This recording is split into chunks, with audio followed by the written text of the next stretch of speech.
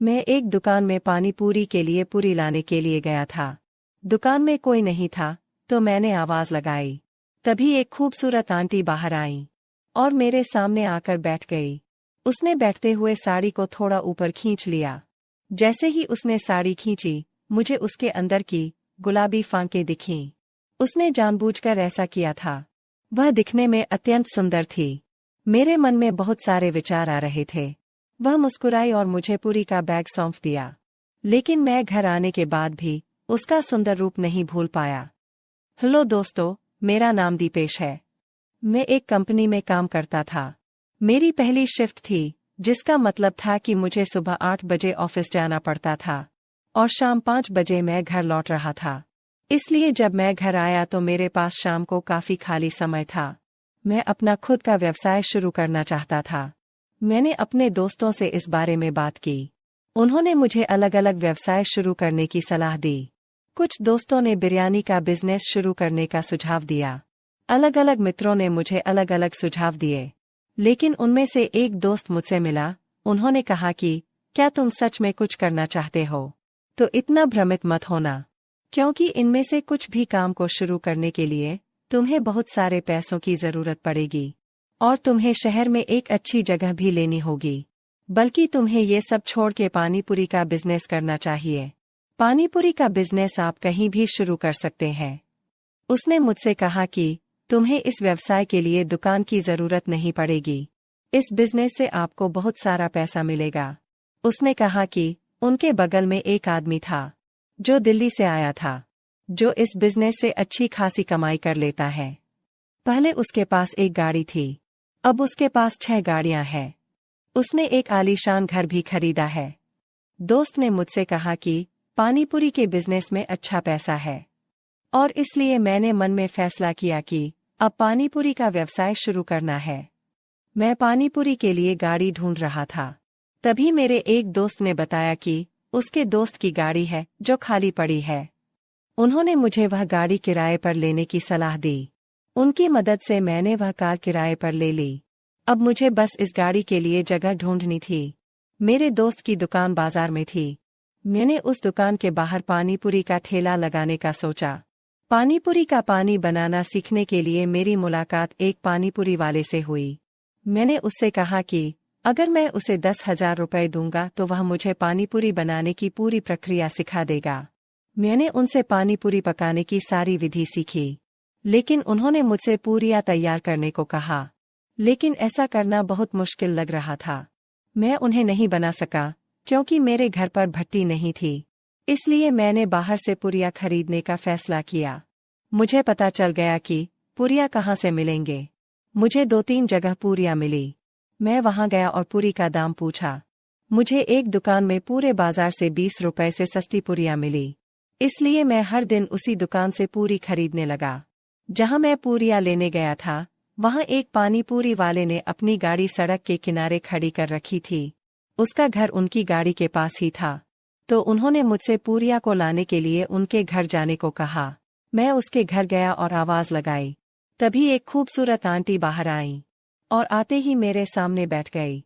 उसने बैठते हुए साड़ी को थोड़ा ऊपर खींच लिया। जैसे ही उसने साड़ी खींची तो मुझे उसके अंदर का सारा सामान दिख गया। उसने ऐसा जानबूझकर किया था। वही रूप अत्यंत सुंदर था। मेरे मन में बहुत सारे विचार आ रहे थे। वह मुस्कुराई और मुझे पुरिया देकर अंदर चली गई। लेकिन घर आने के बाद भी मैं उनका चेहरा नहीं भूल पाया। तो अब मैं रोज पुरिया खरीदने जाता था और वो आंटी मुझे हर दिन कुछ ना कुछ दिखाती रहती थी। वो देखने में बहुत सुंदर थी, इसलिए मैं उसकी ओर आकर्षित हो गया। लेकिन वह किसी की पत्नी थी। मेरा उसे इस तरह देखना ठीक नहीं है, ऐसा मेरा दिल कह रहा था। लेकिन दूसरा मन कह रहा था कि वो दिखा रही है जो हम नहीं चाहते, तो हम इसे क्यों ना देखें। मेरा दूसरा मन बार बार यही कह रहा था। धीरे धीरे वह पानीपुरी वाला और मैं एक दूसरे को जानने लगे। तो अब मैं उसे अपने घर भी बुलाने लगा। अगर हमारे घर पर कोई भी कार्यक्रम हो तो मैं दोनों पति पत्नी को बुला रहा था। इसलिए उनका और मेरा रिश्ता अच्छा बन गया था। मैं रोज पुरिया खरीदने जाता था और वो आंटी मुझे रोज घर में सब कुछ दिखाया करती थी। तो मैंने सोचा कि एक बार उसे नीचे से निकालना ही चाहिए। लेकिन जब मैं पूरी खरीदने जा रहा था तब वो मेरे साथ खूब मस्ती करती थी। तो अब मुझे लगा कि वो भी मुझे पसंद करती है, इसलिए मैं उसकी ओर आकर्षित हो गया। अब तो पूरी लाना बस एक बहाना था। दरअसल मैं हर दिन सिर्फ उन्हीं से मिलने जाता था और वो देखने के बाद मुझे उठा उठाकर सब कुछ दिखा रही थी। तब मेरा मन प्रसन्न हुआ। वो दिखने में मेरी बीवी से भी ज्यादा खूबसूरत थी, साथ ही वह मेरी पत्नी से भी छोटी थी। तो मैं उसे पसंद करने लगा। मुझे भी वह अच्छी लगी। इसका एहसास मुझे अब हुआ, क्योंकि मैं तो उसे रोज ही देख रहा था और एक दिन मैं सामान नहीं ला सका, इसलिए मैं उस दिन उनसे मिल नहीं पाया, क्योंकि मैं हर दिन उससे मिलने जाना चाहता था और मैं रोज पूरी लेने के बहाने उसके घर जाता रहता था, उससे मिल रहा था। मेरे जाने के बाद वो मुस्कुराकर मेरा स्वागत कर रही थी, तो अब मैं रोज उसके घर आता जाता रहता था। एक बार मैं उनके घर पूरी लेने गया। उसने मुझे काफी कुछ दिखाया, लेकिन मैं उसे बार बार देख रहा था।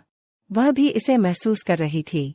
काफी देर बाद उसने मुझसे पूछा, तुम हर वक्त मेरी तरफ क्यों देखते रहते हो? फिर मैंने कहा कि तुम ही तो हो जो मुझे अपनी तरफ देखने पर मजबूर कर देती हो। हर बार जब आप मुझे कुछ दिखाते हैं तो मैं आपसे नजरें नहीं हटा पाता। फिर उसने कहा, मैं कुछ भी दिखाऊं, आप उस पर ध्यान क्यों देते हैं? फिर मैंने कहा कि अगर कोई मुझे पिक्चर दिखा दे तो मैं देखे बिना कैसे रह सकता हूँ।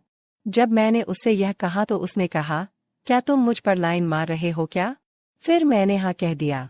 फिर वो बोली कि मुझे पता है कि तुम हर दिन जब भी यहाँ आते हो तो मुझे देखते रहते हो और मुझे यह पसंद है, इसीलिए मैं तुम्हें यह जानबूझकर दिखाती हूँ। जो बात मेरे मन में थी वही बात उसके मन में भी थी। उसने कहा कि उसका पति कोई काम का नहीं है, वह खूब गुटखा खाता है और रात को शराब पीता है, इसलिए वह रात में कुछ नहीं करता। वह मुझसे कहने लगी कि तुम मुझे पसंद आने लगे हो, इसलिए मैं तुमसे अपनी इच्छा पूरी करना चाहती हूँ। फिर मैंने कहा कि जब आपके पति घर पर है तो यह कैसे संभव है? फिर उसने कहा कि अगले दिन वो गांव जा रहा है, मैं उसके साथ नहीं जाऊंगी, मैं यहाँ अकेली रुकने वाली हूँ। अगले दिन जब तुम सामान लेने आओगे तो हम घर पर अकेले होंगे। मैंने उसे ठीक कहा और घर आ गया। तो अब मैं कल आने का इंतजार कर रहा था। अगले दिन मैं उसकी याद में बेचैन था। जब मैं अगले दिन सामान लेने के लिए उसके पास गया, फिर मैंने उससे कहा कि तुम्हारा पति कल गांव जा रहा है ना? फिर उसने कहा कि हाँ, वो आज रात को जा रहा है, तो कल तुम पुरिया लेने आ जाना। अगले दिन हमेशा की तरह आंटी ने मुझे एक सामान दिया और तुरंत कमरे का दरवाजा बंद कर दिया। अंदर हम केवल 2 लोग थे। हम दोनों काफी समय से इसका इंतजार कर रहे थे और हम दोनों बहुत खुश थे, क्योंकि वह बहुत छोटी थी। मैं बहुत खुश था। मुझे वह मिल गया जो मैं बहुत समय से चाहता था, यानी मेरा सपना सच हो गया। मैं अंदर से खुश था और मैं अपनी आंटी से मिलने की खुशी का पूरा आनंद ले रहा था। इस तरह मैंने पूरा दिन आंटी को खुश किया, इसलिए आज का दिन मेरे लिए बहुत अच्छा था और उसका मन भी बहुत खुश हुआ। लेकिन आज उसने मुझे जो दिखाया उससे मुझे भी बहुत खुशी हुई। अब जब उसका पति गांव जाता था तब हम यही करते थे। मुझे बहुत अच्छा लग रहा था। दोस्तों, इसी तरह की कहानियां देखने के लिए अभी हमारे चैनल को सब्सक्राइब करें।